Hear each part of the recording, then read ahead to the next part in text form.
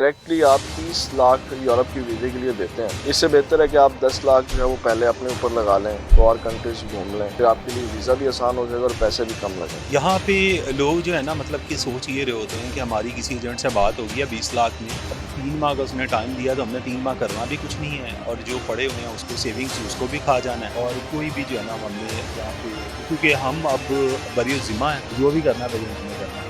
अब कुछ लोग जो है अमेरिका का वीज़ा जो है वो लेते हैं और वो भी डन बेस पे चल रहा था। अब अमेरिका का वीज़ा जो है ये बहुत ऐसा जो है वीज़ा है जो आपको इंटरव्यू पे मौके पे ही बता दिया जाता है कि आपको वीज़ा मिलेगा या नहीं मिलेगा।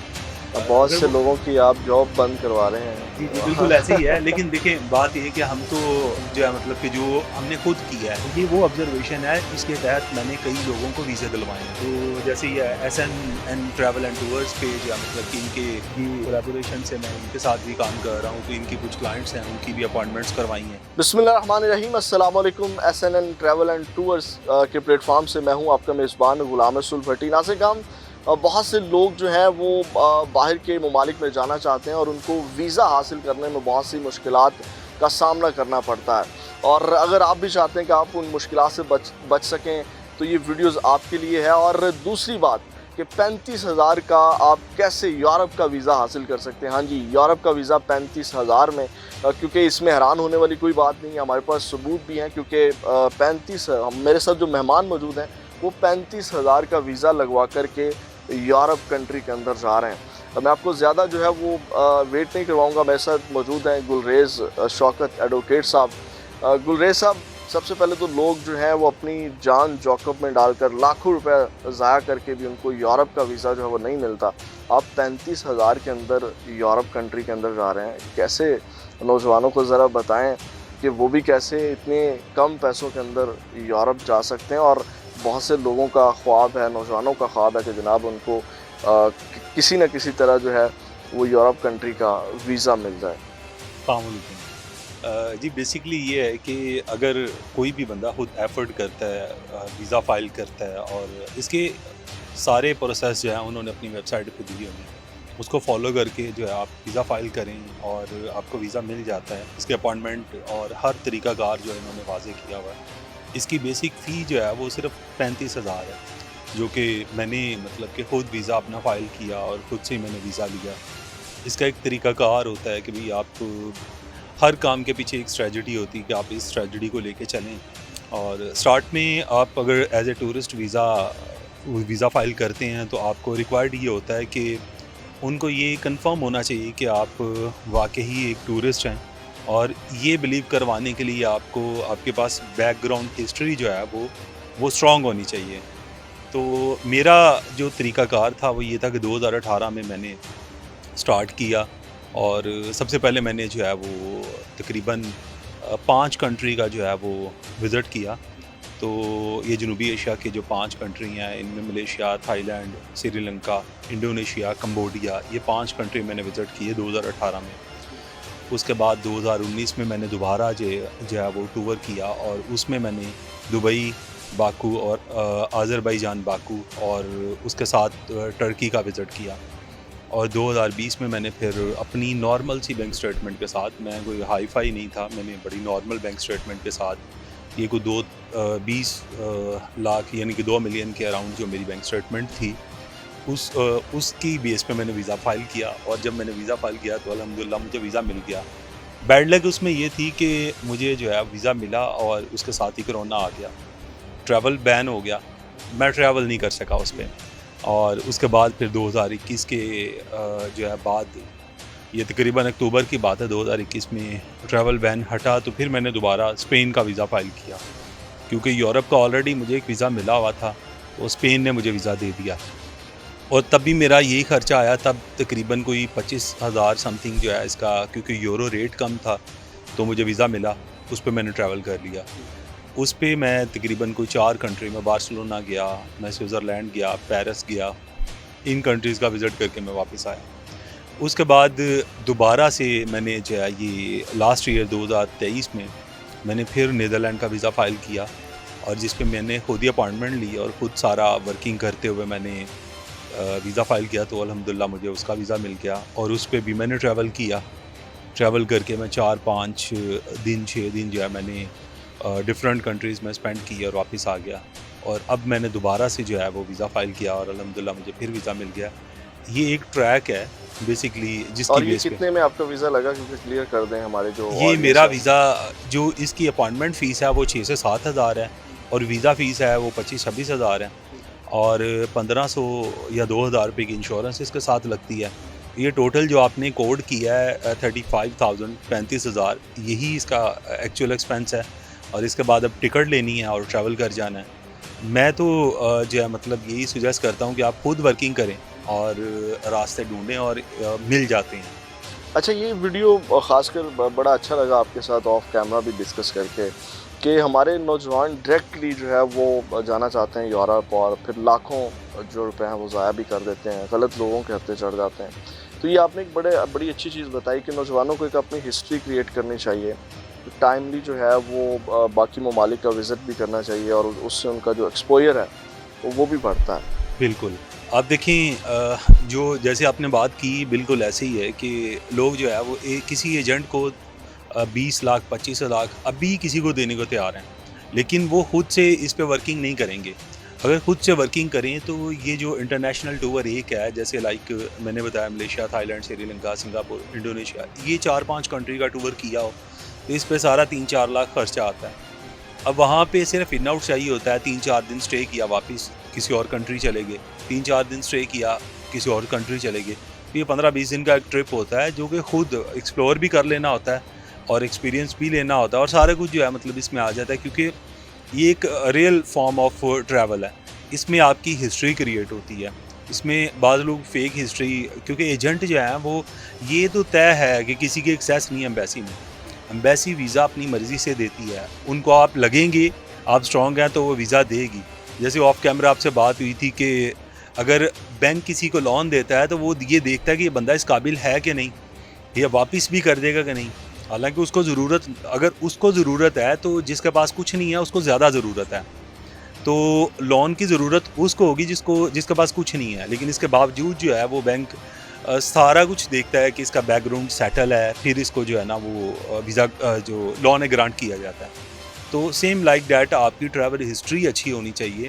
तो आप छोटे छोटे जो कंट्रीज़ हैं उनको आप ट्रैवल करें और ट्रैवल करने के बाद जो है मतलब आप अपनी पासपोर्ट की वर्थ बनती है। बेसिकली पाकिस्तानी पासपोर्ट जो है वो वर्ल्ड लेवल पे सबसे नीचे 4th नंबर पे है और इसकी यही रीज़न है कि इनको वीज़ा जो है वो जल्दी ग्रांट नहीं किया जाता। और अगर इस पासपोर्ट पे वीज़ा लेना है तो फिर आपको डेफिनेटली इसके लिए इसको इस काबिल करना होगा।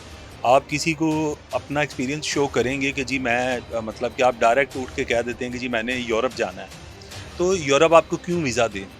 यूरोप वीज़ा देने के लिए बैठे हुए हैं, हालांकि बनता नहीं है। जिस रैंकिंग पे पाकिस्तान का पासपोर्ट है और जो पाकिस्तान के अनस्टेबल जो है वो सिचुएशंस और हालात हैं, इनमें वीज़ा देना बनता नहीं है, लेकिन वो फिर भी वीज़ा देते हैं। तो उसकी सबसे मेन रीज़न ये है कि उन लोगों को ही वीज़ा मिलता है जो स्टेबल हैं। जो स्टेबल हैं उनको वीज़ा भी मिलता है, वो ट्रैवल भी करते हैं, वो जाते हैं, वो आते हैं, उनके लिए दुनिया ओपन है। और सिर्फ उनको वीज़ा नहीं मिलता कि जो शॉर्टकट चाह रहे होते हैं, डायरेक्ट किसी एजेंट को 20 लाख देने को तैयार हैं, अपने ऊपर 5, 7, 10 लाख नहीं लगाना। अपने ऊपर मेरी रिकमेंडेशन है सबसे मेन कि अपने ऊपर 5-10 लाख लगाएं, छोटे छोटे कंट्रीज ट्रैवल करें, हिस्ट्री क्रिएट उसमें करें। फ़ायदा भी उनका है, एक्सपोजर बढ़ता है, और बिल्कुल आप ट्रैवल कर रहे होते हैं, आपका एक्सपोजर जो है वो चीज़ों को आप एक्सप्लोर कर रहे होते हैं, और फिर आप जिस कंट्री में जाना चाह रहे हैं तो बड़ी आसानियाँ हो जाती हैं। डायरेक्टली आप जाएँ, बंदे को समझ ही नहीं आती।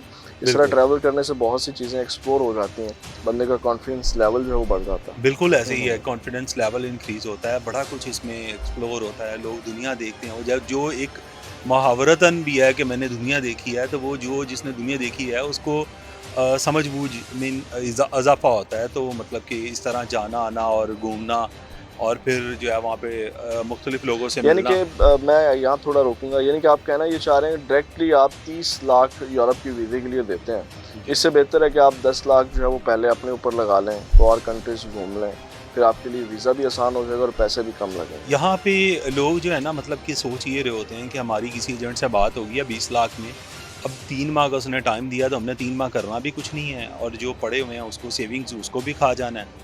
और कोई भी जो है ना हमने जो है यहाँ पे वो, क्योंकि हम अब बरी ज़िम्मा हैं तो जो भी करना है एजेंट ने करना है। एजेंट जो है उनकी लक पे खेल रहा था, वो 20 वीज़ा फाइल करते हैं, 20-20 लाख 25-25 लाख कमिट करके, तो 22 लाख एक लग भी जाता है। मतलब कि ऐसा नहीं है कि नहीं लगते, 22 लाख एक लग भी जाता है। वो फेक डॉक्यूमेंट्स भी लगाते हैं, सारा कुछ करते हैं। एम्बेसडर जो है वो अपनी स्क्रूटनी पूरी करते हैं, तो बाज़ चीज़ें उसमें से स्किप हो जाती हैं।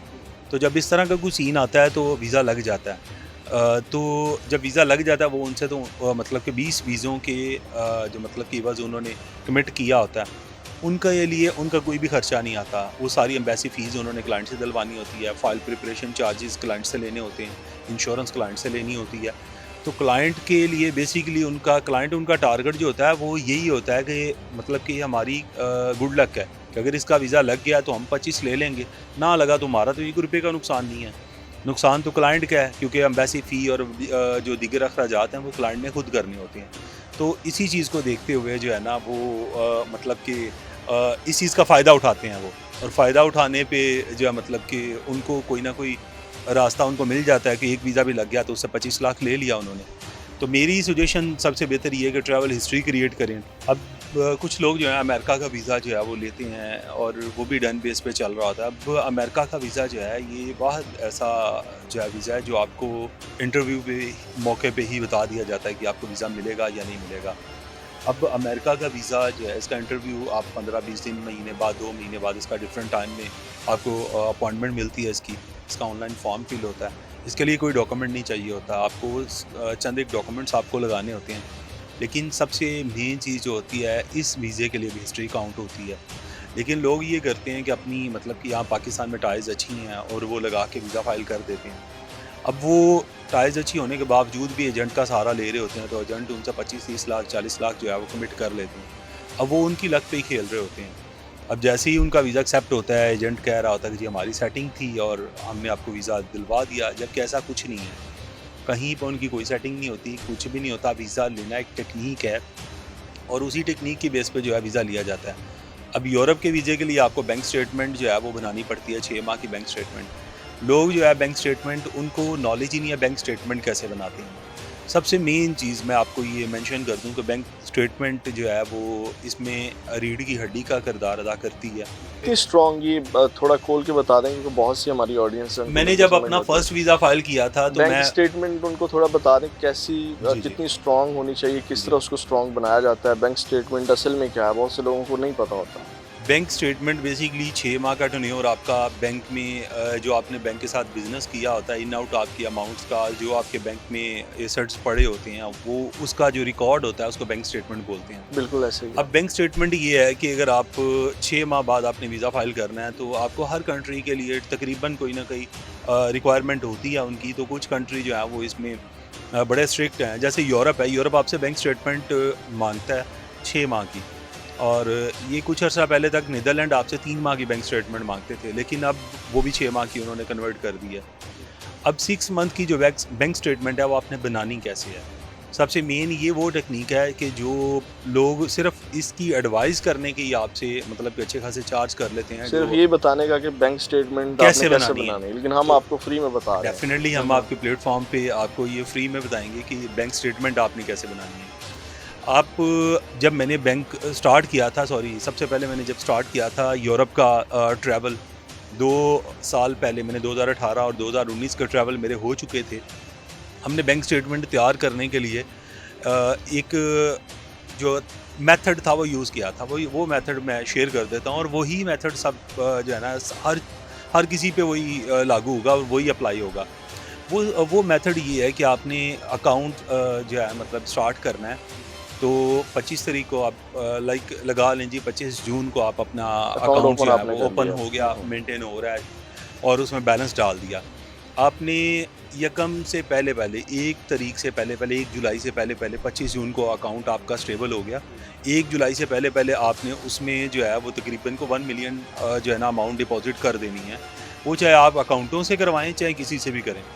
अब वो डिपॉजिट करने के बाद आपने उसमें जो है मतलब कि पूरा मंथ आपने उसमें इन आउट और बिज़नेस उसमें करते रहना है। कोई 5-10 लाख 8 लाख 10 लाख जो है ना उसमें इन आउट करते रहना है, लेकिन आपका बैलेंस किसी भी सूरत 1 मिलियन से नीचे नहीं जाएगा। वो पूरे मंथ में आपका बैलेंस 1 मिलियन से जो है वो माइनस पे नहीं जाना चाहिए। यानी कि 1 मिलियन वो कैप लगी 1 मिलियन 1 मिलियन उसके अंदर हो और उससे ऊपर जो हो उसके उसको ऊपर आपने निकालना वो और इन आउट out आपका करना, चल रहा ठीक हो, है। ठीक है। अब जो इन आउट आपका चल रहा है 1 मिलियन से ऊपर, वो एट द एंड मतलब कि इस यकम को आपका बैलेंस 1 मिलियन है, तो यकम जुलाई को, तो यकम अगस्त को आपका जो बैलेंस है वो 1.3 मिलियन होना चाहिए, 13 लाख रुपए होना चाहिए। सारी इन आउट के बाद आपका बैलेंस जो है वो 1 माह बाद 13 लाख रुपए होना चाहिए। अब वो 13 लाख की कैप लगी आपके बैंक स्टेटमेंट पे, उसके बाद इन आउट सारे आप करें और इन आउट के बाद आपके पास जो एट दी एंड बैलेंस है अगली यकम को 16 लाख रुपए होना चाहिए। ठीक है, उसके बाद यानी कि आपने 3-3 लाख का इजाफा 3-3 लाख का आपने 6 माह में इजाफा करना है अपने बैलेंस अकाउंट में। ये वो चीज़ है जो वो चेक करते हैं, ये वो चीज़ है, ये वो जो है मतलब मेथड है जिसके थ्रू से वो देखते हैं कि आपकी इनकम मंथली कितनी है। अब आपने इन आउट करके यकम से पहले पहले आपने 3 लाख अपने अकाउंट में हर मंथ आपने इजाफा कर दिया, तो जब आपका अकाउंट स्टार्ट हुआ तब 1 मिलियन था, और जब आप एट दी एंड 6 माह बाद आप पहुंचते हैं तो वो आपका पहुंच जाएगा 2.8 मिलियन पे, 28 लाख पे। तो 28 लाख रुपए की बैंक स्टेटमेंट आपने लेनी है और लेके आपने वीज़ा फाइल कर देना है। ट्रैवल हिस्ट्री आपकी होनी चाहिए, ये वाली बैंक स्टेटमेंट आप उसके साथ अटैच करके आप वीज़ा फाइल करें, ये 99% आपको वीज़ा मिलेगा। ये इस स्टेटमेंट की बेस पे आपको 99% वीज़ा मिलेगा, हर सूरत वीज़ा मिलेगा। या आप किसी भी कंसल्टेंट से बात करें, वो आपको ये टेक्निक्स नहीं बताएगा। क्योंकि वो आपको उन्होंने खुद statement- पैसे लेने हैं, वो क्यों बताएगा, Definitely, वो वो इसी चीज़ आपको के तो पैसे लेते हैं। बिल्कुल इसी चीज़ के वो पैसे लेते हैं, और वो आपको अगर वो कोई ओरिजिनल काम करने वाले हैं तो वो तो ये टेक्निक नहीं बताएगा। अब बहुत अगर से वो- लोगों की आप जॉब बंद करवा रहे हैं। जी जी बिल्कुल ऐसे ही है। लेकिन देखें बात ये कि हम तो जो है मतलब कि जो हमने खुद किया है, तो ये वो ऑब्जर्वेशन है, इसके तहत मैंने कई लोगों को वीज़े दिलवाए हैं। तो जैसे ये SNN ट्रैवल एंड टूर्स पे जो है मतलब कि इनके ये कोलैबोरेशन से मैं इनके साथ भी काम कर रहा हूँ, तो इनके कुछ क्लाइंट्स हैं, उनकी भी अपॉइंटमेंट्स करवाई हैं, वीज़े उनके करवाए हैं, तो अल्हम्दुलिल्लाह उनको जो है वो एक अच्छा रिस्पॉन्स आ रहा है। ये हम ये नहीं करते, बाज़ लोग ये होता है उनको कि आप हर सूरत जो है ना मतलब वीज़ा फाइल करें, और जैसे भी है मतलब कि प्लस माइनस जो है वो क्लाइंट पे है, रियलिटी बताते ही नहीं है, बस रियलिटी नहीं बताते।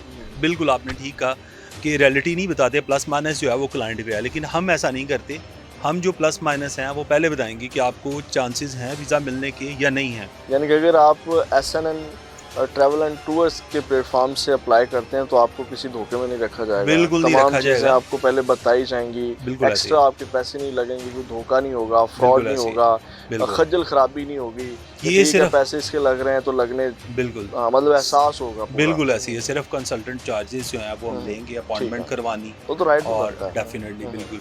उसके अलावा हम कोई डन बेस वाला कोई सीन नहीं है किसी किस्म का, इनके पास कोई भी मामला ऐसा नहीं है। तो माशाल्लाह मेरे समेत इनके पास बड़ी एक्सपर्ट की टीम है, तो चलें जो इन्हें गाइड करते हैं। हमारा टाइम टेकिंग प्रोसेस होता है, लेकिन उसकी रेशो जो है वो 100% पे जाती है। तो ये जो मतलब कि अगर अपॉइंटमेंट इसकी किसी को नहीं मिल रही यूरोप की किसी भी कंट्री की, तो उसके लिए भी हमारे पास जो है मतलब एफ़र्ट्स हैं। ये अपॉइंटमेंट लेना भी एक टेक्निक है, और वो मतलब कि मार्केट में एजेंट सेल कर रहे होते हैं, तो हमारा वो सीन नहीं है, हम सिर्फ उसको ठीक है। हमने 2-3 चीज़ें बड़ी अहम डिस्कस की। बैंक स्टेटमेंट आपने बताया, बड़ा ज़बरदस्त आपने उसको एक्सप्लेन किया। उसके साथ ट्रैवल हिस्ट्री होनी चाहिए, 2 चीज़ें होगी, और इसके साथ क्या होना चाहिए? इसके साथ आपके पाकिस्तान में जितने भी ओरिजिनल डॉक्यूमेंट्स हैं, बाज़ लोग फेक प्रॉपर्टी डॉक्यूमेंट्स बना के लगा देते हैं, तो उसकी वजह से जो है वो बैन भी लग जाता है उनको। तो यानी कि ये गलती भी नहीं करनी, यानी कि फेक डॉक्यूमेंट्स नहीं लगाना ज़रूरी नहीं है, सकती बिल्कुल भी नहीं। आपके नाम पे कोई 1-2 गाड़ियाँ हैं, आपके नाम पे बाइक्स हैं, जो भी आपके नाम पे एसेट्स हैं, आप मैरिड हैं उसके भी आपको एज मिलता है, आपके बच्चे हैं, आप FRC लगाएं, फैमिली रिलेशनशिप सर्टिफिकेट आप लगाएं साथ, और वो नादरा से रजिस्टर्ड होता है वो साथ लगाएं। आप देखें, यूरोप आपको वीज़ा देता है, और वो इस सेंस में देता है कि आप वापस आ जाएंगे। जब हम ये करते हैं कि मतलब कि 10 लोगों को वीज़ा मिला और 5 वहाँ पे रुक गए, इसके बाद तो उनको वीज़ा नहीं देना चाहिए। लेकिन ये उनकी जो है फ़रोग़ दिली है कि वो फिर भी जो है मतलब कि आपको वीज़ा दे रहे हैं। तो हमें जो वीज़ा मिल रहा है फिर भी इस पासपोर्ट पे, ग्रीन पासपोर्ट की बिलाशुबा जो भी मतलब कि हम कह लें रिस्पेक्ट तो होती है, डेफिनेटली रिस्पेक्ट है, लेकिन अब जो इंटरनेशनल कह लें कि रैंकिंग में इनका जो है वो हम्म, कहीं पे ये फाल नहीं करते। अब देखें ना, पुर्तगाल का किसी बंदे के पास पासपोर्ट हो और वो पूरी दुनिया में वीज़ा फ्री ट्रैवल कर सकता है, तो इसी तरह हम जो है मतलब हमारे पास ये राइट्स नहीं है कि हम किसी भी कंट्री में वीज़ा फ्री ट्रैवल कर जाएं, और जिनमें हैं वो कंट्री बेचारे हमारी जैसे ही हैं या हमसे भी नीचे हैं, तो उन कंट्रीज़ में हम वीज़ा फ्री ट्रैवल करके करेंगे भी क्या, कुछ नहीं। अगर सेटलमेंट के लिए लोग यूरोप जाते हैं, डंकी लगाते हैं, ये सारा कुछ करते हैं, अच्छा इसमें क्वालिफिकेशन कोई मैटर नहीं करती, अच्छा। आपका बिजनेस मैटर करता है। बाज़ बंदे जो है ये सोच रहे होते हैं कि जी हम पढ़े लिखे नहीं हैं तो हमें ये वीज़ा नहीं मिल सकता। जी वीज़ा मिल सकता है, आपको भी मिल सकता है, और बिल्कुल मिल सकता है। अगर आप भी यही टेक्निक्स यूज़ करें तो आपको वीज़ा मिल सकता है। ये वीज़ा लेना एक टेक्निक है, इस पर टाइम लगता है। हम जो यानी कि ये प्रोसीजर जो आप बता रहे हैं, इस प्रोसीजर को आप फॉलो करें तो आपको हर किसी को वीज़ा मिल सकता है। क्वालिफिकेशन की भी इसके ऊपर जो है वो कोई पाबंदी नहीं है, कोई बिल्कुल शराइत नहीं है। बिल्कुल ऐसे ही है। हर चीज़ जो है मतलब कि वो एक थ्रू प्रोसेस ही होती है। अगर हम उसको शॉर्टकट ढूंढेंगे तो नुकसान उठाएंगे। तो वीज़ा के मामलात में ख़ास तौर पे हमें शॉर्टकट नहीं ढूंढना चाहिए। अगर एक दफ़ा रिजेक्शन हो जाती है तो दोबारा उसको क्लैरिफाई करना ज़्यादा मुश्किल हो जाता है। ये जो आप डंकी लगाते हैं, इसको भी बात कर लेते हैं। ये जो डंकी लगाते हैं, डेफिनेटली इनको वीज़ा नहीं मिल रहा होता बिल्कुल ऐसे या इनका वीज़ा लग नहीं रहा होता, जिसकी वजह से ये वाला कदम उठाते हैं।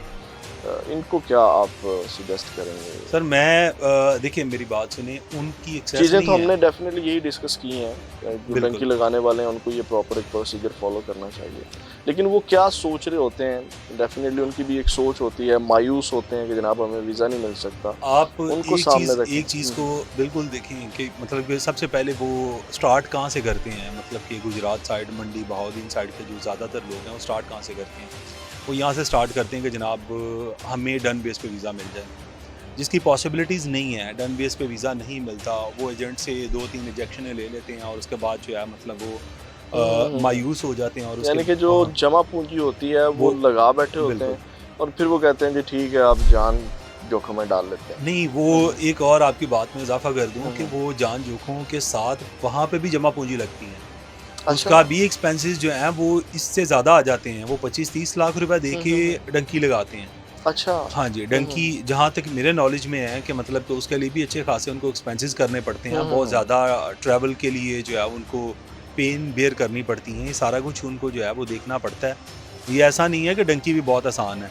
इसमें वो बहुत ज़्यादा पैसे लगते हैं। जो लोग डंकी लगाते हैं और वो ये बात समझ रहे होंगे कि डंकी पे क्या अखराजात आते हैं, क्या मुश्किलात आती हैं। तो मैं तो उनको भी ये सजेशन देता हूँ कि आप लोग पहले अपनी ट्रैवल हिस्ट्री और क्रिएट वही करें। जो हमने चीज़ें डिस्कस की आप हैं, शॉर्टकट उस में ना प्रोसीजर जाएं। को फॉलो करें, ये आप शॉर्टकट साल में डेढ़, ना। अगर कुछ भी आपने करना है तो 1 साल, 1.5 साल का अरसा टेन्योर आप माइंड में रखें और उसी के ऊपर काम करें। आप यानी कि बिल्कुल अगर हम बात करें कि वैसे भी जो है वो इनको वीज़ा डायरेक्टली भी अप्लाई करते हैं तो इसी तरह रिजेक्शन होती है या वैसे भी टाइम लग जाता है, क्योंकि इनकी ये चीज़ें नहीं होती, बैंक स्टेटमेंट, ट्रैवल हिस्ट्री, या उनको प्रॉपर पता नहीं होता। उसकी वजह से भी बाज़ लोगों को 6 माह या साल तो वैसे भी लग जाता है। बिल्कुल लेकिन अगर माइंड बना के प्रोसीजर को फॉलो करके 1 साल 1.5 साल वैसे ही लगा लें तो उनका वीज़ा वैसे ही आसानी के साथ मिल जाएगा। बिल्कुल आसानी से वीज़ा मिल जाता है। प्रोसीजरल वर्क है, इसको ये कभी भी बंद नहीं होता, क्योंकि ये जो कंट्री के बाय लॉज हैं और इसके थ्रू से कोई भी कंट्री किसी भी कंट्री को जो है ना उसका वीज़ा बंद नहीं कर सकता। तो बहुत से नौजवानों की आपने जो है मुश्किलात हल कर दी हैं कि वो एक प्रॉपर एक प्रोसीजर को फॉलो करें और आसानी के साथ जो है वो वीज़ा हासिल कर सकते हैं। लेकिन ट्रैवल हिस्ट्री के हवाले से आपने डिस्कशन की। ट्रैवल हिस्ट्री बनाने के लिए कंट्री बताएं जो बहुत जहाँ पे मतलब कि कम पैसों के अंदर ट्रैवल किया जा सकता है। नौजवानों को आप सजेस्ट करें कि सबसे पहले आप इन कंट्रीज़ में जा कर के कम पैसों के अंदर अपनी ट्रैवल हिस्ट्री बना लें। बिल्कुल ऐसे ही है। सबसे पहले जो ट्रैवल होता है मतलब कि स्टार्ट में जिन कंट्रीज़ के आसानी से वीज़े मिल जाते हैं उनमें मलेशिया, थाईलैंड है, इंडोनेशिया है, कंबोडिया है, और इसके बाद एक और है सिंगापुर। सिंगापुर का थोड़ा सा टफ होता है वीज़ा, लेकिन मिल जाता है उसका भी। अगर वो नहीं भी मिलता तो आप 4 कंट्री का ट्रैवल करके और 5-5, 4-4 दिन स्टे करके यहाँ से कोई 18-20 दिन का ट्रिप करके आप वापस आ जाएं। इसमें सारा आपका पूरे ट्रिप पे 4-5 लाख रुपए खर्चा आएगा, रहना, खाना, टिकट, हर चीज़ मिला के। ये चारों कंट्रीज़ के चारों कंट्रीज़ का मैं आपको 4-5 बता रहे हैं। बिल्कुल। इसके बाद आप सेकंड पे जो है मतलब 6 माह ठहर जाएं और फिर आप ये बाकू, दुबई और टर्की वगैरह का। टर्की एक अच्छा कंट्री है, ये आपको डायरेक्ट और ब्लैंक पासपोर्ट पे आपको वीज़ा नहीं देगा, और ये बड़े रेयर चांसेस हैं आपको इस पे वीज़ा मिल जाए, ये बहुत कम। तो इसलिए आपको जो है मतलब इसके लिए भी ट्रैवल हिस्ट्री का जो है वो कोड करती है टर्की के लिए। टर्की के लिए भी। तो आप ट्रैवल हिस्ट्री का जो है मतलब कि वो आंसर इधर से स्टार्ट करें, ये मलेशिया, थाईलैंड, श्रीलंका और सिंगापुर, इंडोनेशिया, कंबोडिया, ये कंट्रीज़ हैं, 5-6 कंट्रीज़ हैं। इनमें से किसी 4 का आप ट्रिप करें। करने के बाद आप 2-4 माह, 6 माह आप वेट करें। उसके बाद आप जो है फर्दर और कोई 2 कंट्री, 3 कंट्री का, इसमें दुबई आ जाता है, इसमें बाकू आ जाता है, अज़रबैजान, जो टूरिस्ट डेस्टिनेशन है, और जिनमें टर्की एक अच्छा टूरिस्ट डेस्टिनेशन है, इसमें ट्रैवल करें। इनके बाद आप जो है मतलब ये 2-3 कंट्रीज़ के बाद आप थर्ड लेवल पे यूरोप का वीज़ा डालें, और जिस तरह मैंने बैंक स्टेटमेंट एक्सप्लेन की है, इस तरह आप बैंक स्टेटमेंट बिल्कुल ठीक। ऐड करें और ये मैं ये श्योरिटी देता हूँ कि आपको 99.99% वीज़ा मिलेगा। एट द एंड 35,000 में बिल्कुल यूरोप का 35,000 में, वीज़ा बिल्कुल आपको मिलेगा। बिल्कुल ऐसे ही है जी। नासिक हम आपने बहुत से लोग जो जाना चाहते हैं यूरोप कंट्रीज़ के अंदर कैसे 35,000 का वो वीज़ा हासिल कर सकते हैं, उसकी तमाम तफसीलात हमने आपके सामने रखी कि एक प्रोसीजर को फॉलो करके जो वो बड़ी आसानी के साथ यूरोप कंट्रीज़ के वीज़े हासिल कर सकते हैं। यकीनन आपके लिए ये वीडियो इन्फॉर्मेटिव रही होगी। अपना बहुत ज़्यादा ख्याल रखिएगा। मुझे इजाज़त दें। अमान।